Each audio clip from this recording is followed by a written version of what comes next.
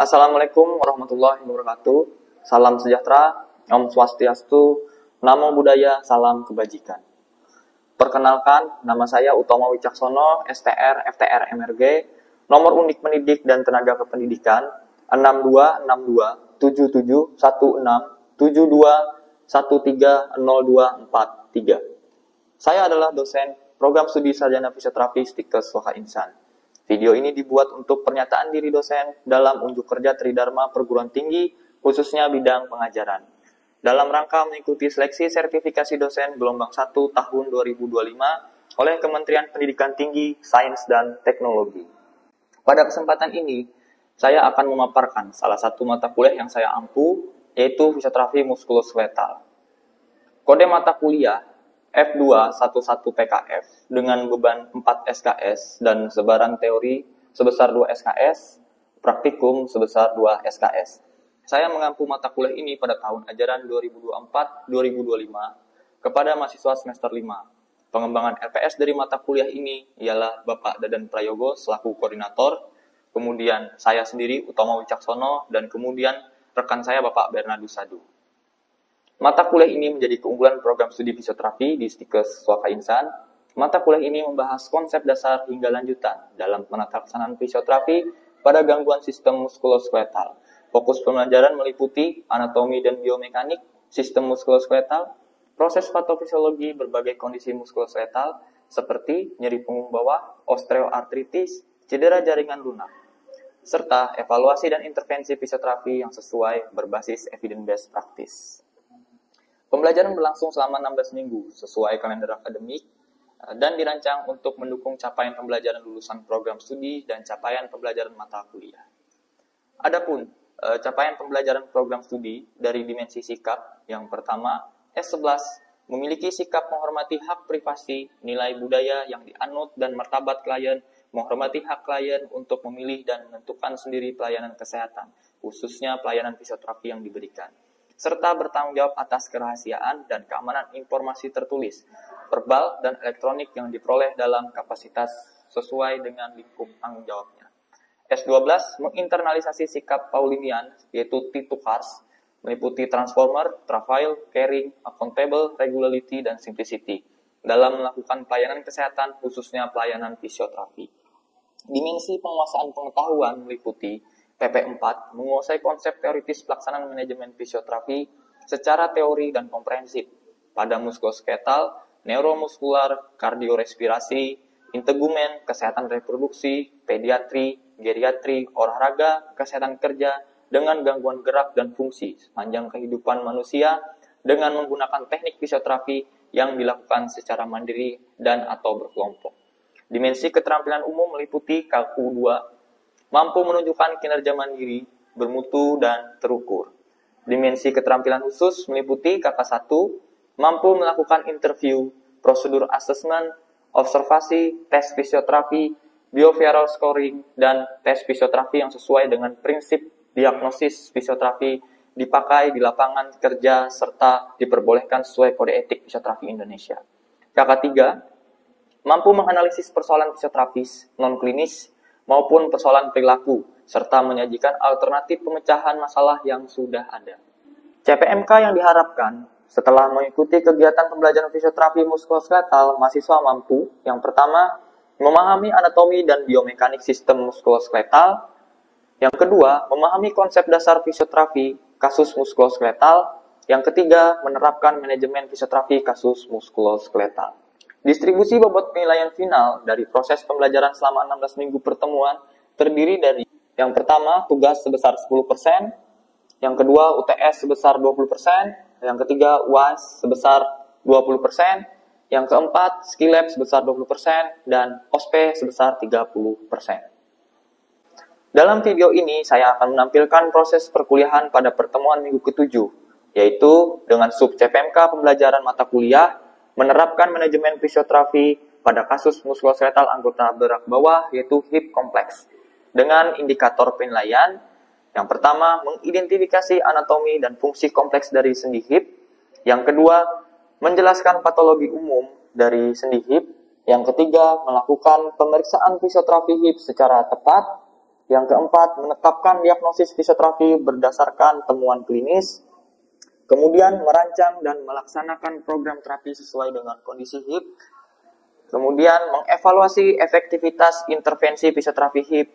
Dan yang terakhir, memberikan edukasi dan komunikasi terapeutik kepada pasien pada gangguan hip. Bentuk dari penilaian yang akan dilakukan, yang pertama ujian tengah semester, kemudian skill lab, dan juga OSPE. Bentuk dan estimasi waktu yang dibutuhkan untuk pembelajaran ini, yang pertama pada kuliah teori dengan tatap muka 100 menit, kemudian belajar mandiri 240 menit, dan pada kuliah praktikum dengan demonstrasi yaitu sebesar 100 menit dan redemonstrasi selama 120 menit dan evaluasi 120 menit. Metode perkuliahan yaitu dilakukan dengan luring, dengan metode diskusi dan juga simulasi. Adapun rubrik penilaian yang akan saya gunakan untuk menilai hasil proses pembelajaran ini yaitu rubrik penilaian tugas membaca artikel jurnal yang terdiri dari beberapa domain. Domain pertama yaitu relevansi artikel sebesar bobot 15%, kemudian ada analisis hasil penelitian dengan bobot 25%, domain berikutnya ada pembahasan intervensi pembanding dengan bobot 20%, dan analis alasan klinis bobot 25%, dan kemudian struktur dan bahasa laporan dengan bobot 15%, sehingga totalnya adalah 100%. Silahkan menyimak video proses pembelajaran teori dan praktikum yang telah saya buat. Sebelum mulai kuliah kita, baiknya kita berdoa dulu. Teman-teman semuanya silahkan berdiri, kita berdoa bersama. Berdoa dimulai. Berdoa selesai. Selamat pagi. Selamat pagi, Bapak. Ibu saya. Ya, silahkan duduk semua. Tadi topiknya tentang hiptir ya. Pertama-tama kita bisa mulai dulu dengan outline-nya adalah terkait dengan konsep dari hiptir itu sendiri. Yang pertama dari definisi, di mana hiptir itu merupakan robekan yang terjadi pada area labrum. Ya, labrum pada hip. Labrum merupakan kalian ingat nggak masih anatominya dari si labrum itu merupakan struktur jaringan kartilago yang ada di area hip.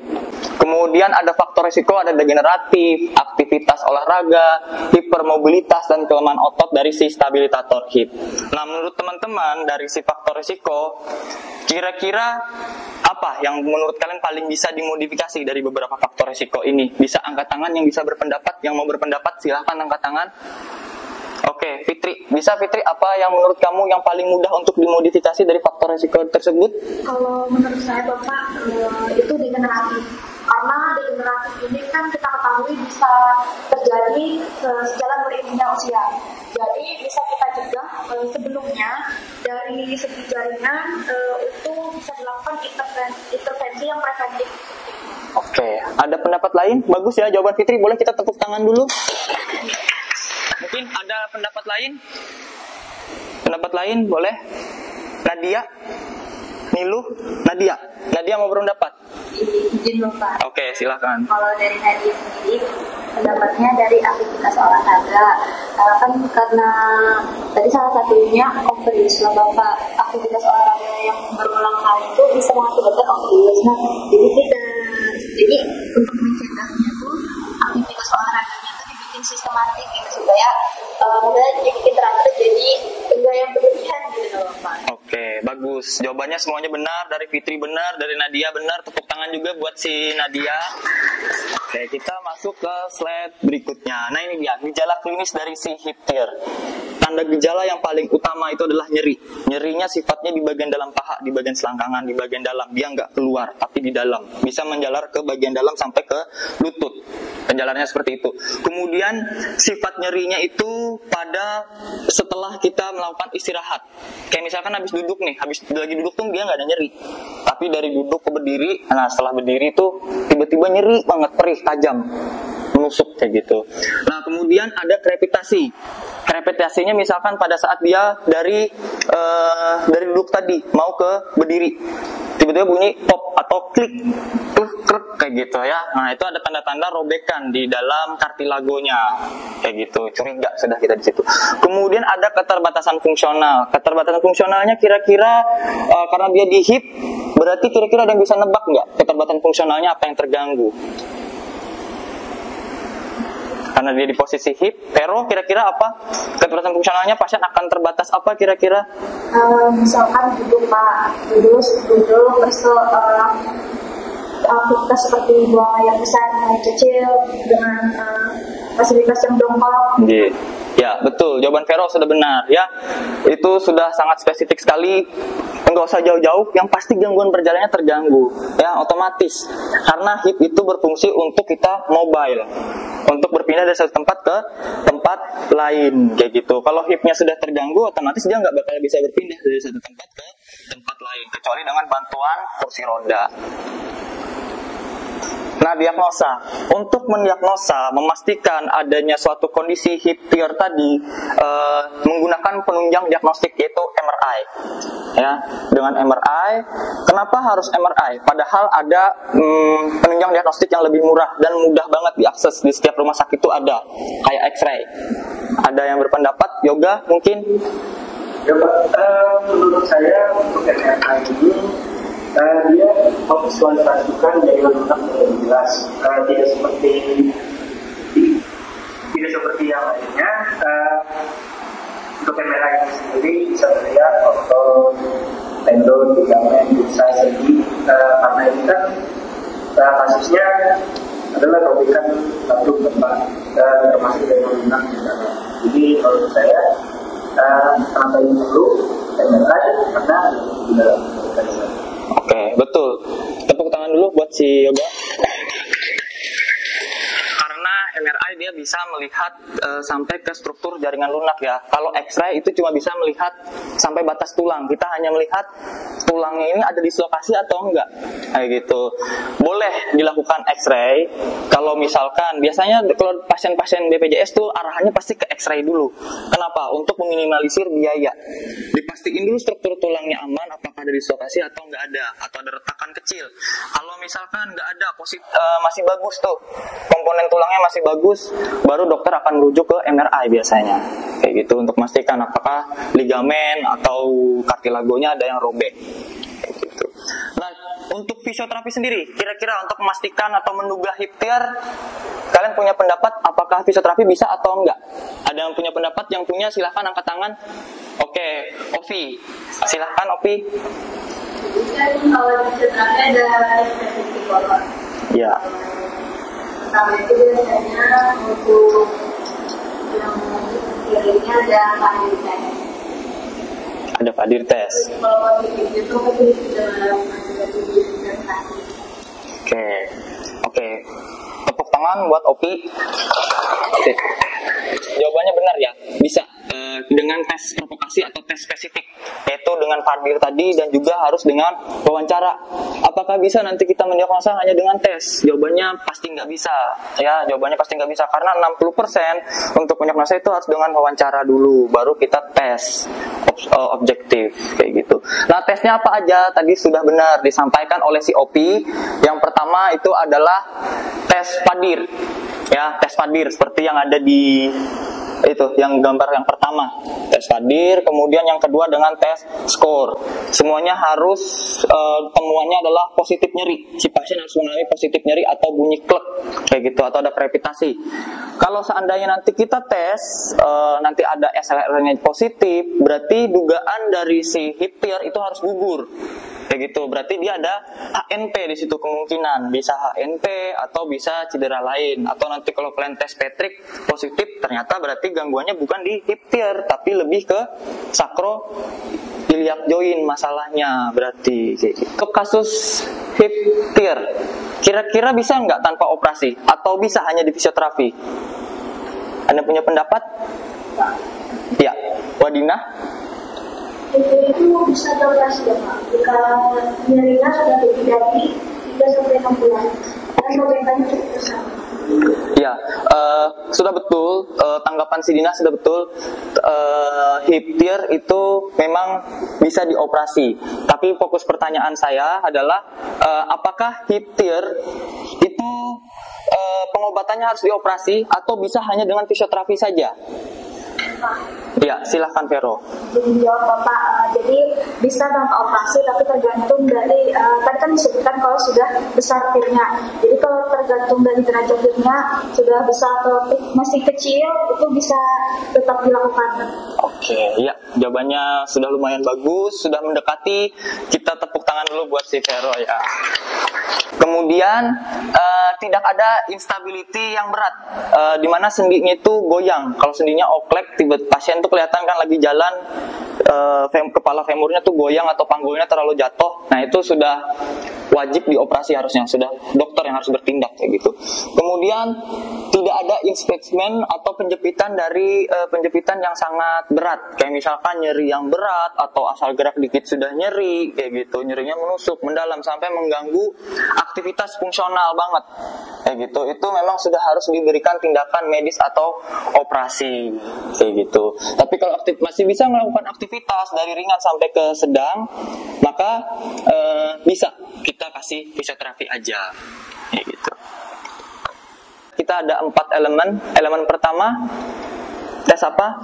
Pada motion itu kita tes apa? Tes motion, ngelakuin tes apa? Tes ROM. Iya, betul, tes ROM ya. Tes ROM harus kita periksa. Baik room aktif, room pasifnya kita periksa kayak gitu. Kemudian ada tes yang kedua itu pada bagian tes force. Tes apa? Kalau force itu untuk ngetes apa? Force? Ada yang tahu force? Bahasanya dari force? Force?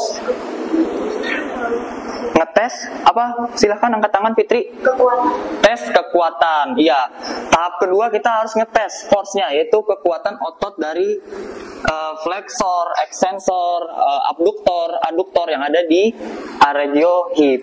Nanti apakah ada terjadi kelemahan baik dari segi kekuatan atau memang dari endurance-nya kayak gitu. Kemudian kita ada tes kontrol. Tes kontrol itu merupakan tes kemampuan dari si sarafnya. Nah, apakah nanti keseimbangan dari si pasien masih bagus atau enggak kayak gitu, terus kita tes kayak gitu. Tes keseimbangan bisa dengan apa? Kira-kira masih ingat? Dengan apa Elizabeth? Ini menjawab apa bisa dengan Romberg test? Dengan Romberg test, ya betul, dengan Romberg test ya. Nah nanti kalau sudah ketemu kita bakal bisa dapat masalahnya. Pasti dari bagian motion akan terganggu adanya keterbatasan room. Ya paling utama itu keterbatasan room pasti karena ada spasme dari si otot. Kemudian dari bagian komponen force atau kekuatan, maka dia ada penurunan kekuatan dari otot flexornya berkurang atau extensornya berkurang. Kemudian keseimbangan juga terganggu. Ya biasanya dia akan terganggu pada fase swing kayak gitu, drop pada bagian gluteusnya. Nah untuk mengatasi gangguan dari si spasme atau gangguan mobilitas ini, ada yang mau angkat tangan? Bisa diintervensi pakai apa? Kalau kita nemuin masalah pada pasien itu gangguan mobilitas atau spasme? Jawaban itu boleh diulang lagi Pak? Untuk mengatasi gangguan terkait dengan mobilitas atau adanya spasme pada hip tear. Itu bisa Pak kalau tidak salah pusing. Tapi misalnya ada spasme itu bisa di stretching Pak. Oke, di stretching ya, bisa dengan stretching. Kira-kira lebih baik stretching pasif atau aktif? Ada pendapat lain? Di sini ada yang berpendapat, pernah baca artikel, kira-kira lebih baik stretching aktif atau pasif? Oke, Nilu? Kalau menurut Bapak beberapa yang hari lalu di pelajaran itu yang lebih baik itu stretching pasif Bapak dengan HMF. Oke, stretching pasif ya. Kenapa stretching pasif? Alasannya karena peningkatan room dari si stretching pasif itu bisa lebih besar daripada si stretching aktif. Walaupun si stretching aktif itu memang lebih aman untuk si pasien tanpa menimbulkan cedera tambahan nantinya. Tugas terstrukturnya kalian baca artikel minimal 5. Nanti nanti bisa dirangkum atau diresum dari hasil bacaan kalian dan dijawab terkait dengan 3 poin pertanyaan ini. Yang pertama ada bagaimana hasil penelitian dari artikel yang kalian baca. Apakah hasil dari treatment si PNF tadi atau hot relax tadi memiliki pengaruh yang lebih baik atau enggak? Kayak gitu. Kemudian yang kedua, apakah di penelitian yang kalian baca itu ada intervensi pembanding atau enggak? Kayak gitu.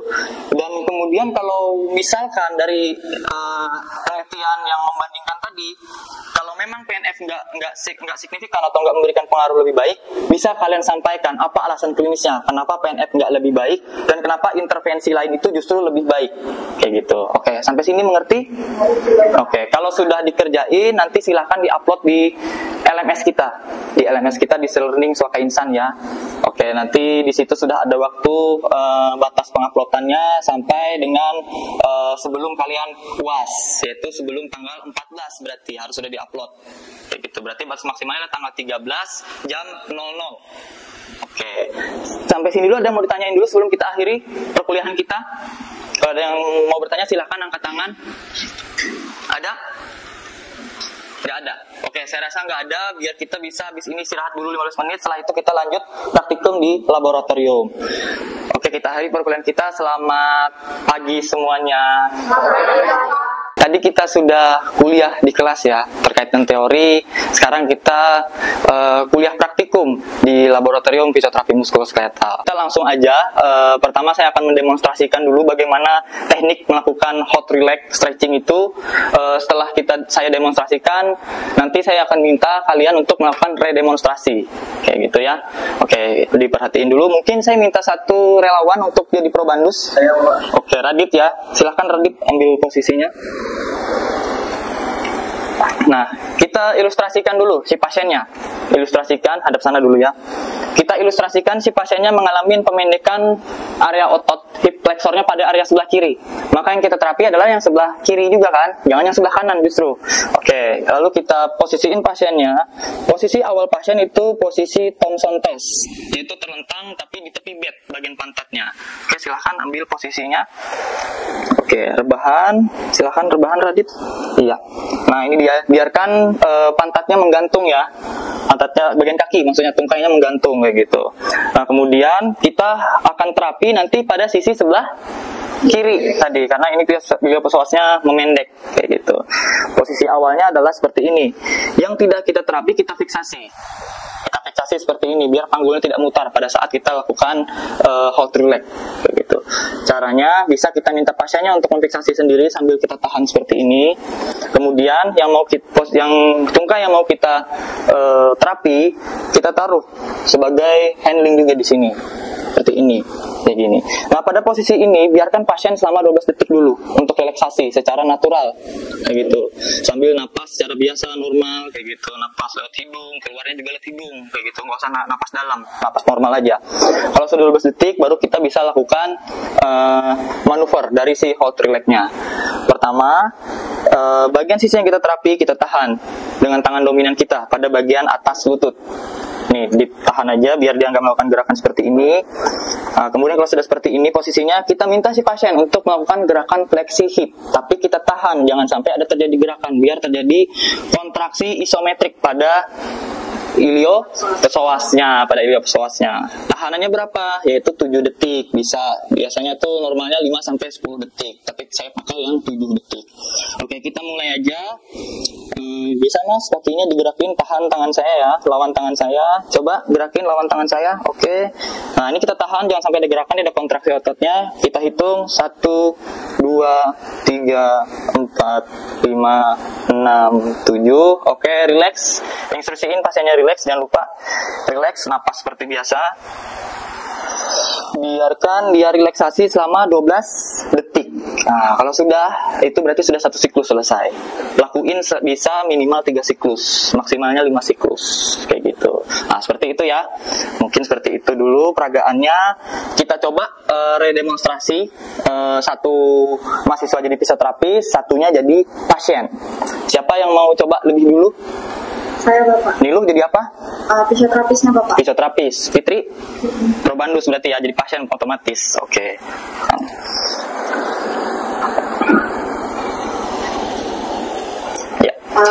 Baik, izin Bapak dan teman-teman sekalian, saya ingin mengulang apa yang telah disampaikan oleh Bapak tadi.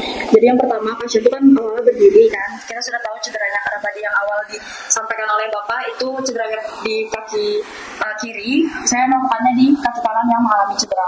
Nah, yang disampaikan oleh Bapak, pasiennya itu kita posisikan yaitu nanti berbaring seperti tes Thomson test. Nah, jadi posisi pasien silakan duduk Ibu, berbaring ya. Ini sampaikan menggantung. Jadi paskan pasien itu jangan juga terlalu di tepi bed. Nah, setelah itu tadi cederanya di bagian kaki kanan. Jadi yang kakinya yang normal, yang tidak mengalami cedera itu kita apa itu? Kita posisikan fleksi, di mana ini nanti ditahan atau fiksasi dari pasien ini menahan sendiri kaki yang normalnya ini. Nanti kita lakukan stretching ataupun stretching itu di bagian kaki yang cedera ini. Nah, jadi fisioterapis, di mana fisioterapis untuk tangannya, handlingnya fisioterapis itu di sini, di atas lutut. Jadi stretchingnya ini nanti dilakukan itu tahanannya selama 7 detik. Nah, di mana sebelum melakukan stretching kita instruksikan pasiennya itu dulu untuk napas normal dulu. Yaitu silakan Ibu napas normal terlebih dahulu. Tarik napas, keluarkan dari hidung juga, relax saja. Oke. Nah, setelah itu tadi napasnya berapa detik kita relaksasinya? Dikasih kesempatan berapa detik? 12 detik. Iya, 12 detik ya. Nah, setelah itu. Jika pasien ini kecapean tidak bisa menahan, kita bisa bantu juga. Oke. Nah, setelah itu. Nah, Nilu biar posisinya enak, Nilu posisinya di sini. Nah, ini lalu di sini tahan. Oke. Nah, itu seperti ini. Nanti kita sebelumnya izin itu kita instruksikan dulu. Nanti Ibu lakukan gerakannya itu fleksi ke atas hipnya ini. Seperti ini. Oke, bisa dimengerti Ibu? Bisa. Oke. Nah, sudah. Oke, kita lanjut ke stretchingnya. Baik Ibu, hitungan ketiga nanti Ibu lakukan gerakan itu, tapi sambil tahan tekanan saya Ibu. Baik. Oke, 1, 2, 3. Ya. Seperti ini. Tahan 1, 2, 3, 4, 5, 6, 7. Sudah. Oke. Jika sudah, kita kita instruksikan lagi pasiennya untuk napas normal lagi supaya pasien itu relax. Seperti itu. Minimalnya itu lakukan pengulangannya itu 3 kali, maksimalnya itu 5 kali. Seperti itu Bapak. Oke, bagus. Tepuk tangan dulu. Bagus ya. Habis ini kita akan ada evaluasi terkait dengan kalian melakukan praktikum tadi. Tapi sebelumnya kalian silahkan belajar mandiri dulu sambil saya awasin, sambil saya amatin. Kalau ada yang salah atau ada yang kurang nanti kita bisa koreksi bersama. Kemudian di akhir dari perkuliahan ini juga nanti pada saat setelah UAS, ujian teori ya, kita ada ujian praktiknya juga, yaitu berupa OSPE. Kayak gitu, dimana OSPE-nya adalah terkait dengan penanganan pada kasus spasme di hip tear tadi. Nah, bisa jadi ini nanti menjadi sumber referensi belajar kalian, jadi harus dipelajarin dari sekarang dan diingat. Oke, mungkin itu saja perkuliahan hari ini. Apabila ada salah kata saya mohon maaf, mohon untuk tetap dipelajarin modul-modulnya dan diperhatiin tadi tugas teorinya ya untuk review jurnal tadi. Oke, sekian dan terima kasih kita hari perkuliahan ini. Selamat siang semuanya. Selamat siang Bapak. In Omnibus Caritas. In Omnibus Caritas.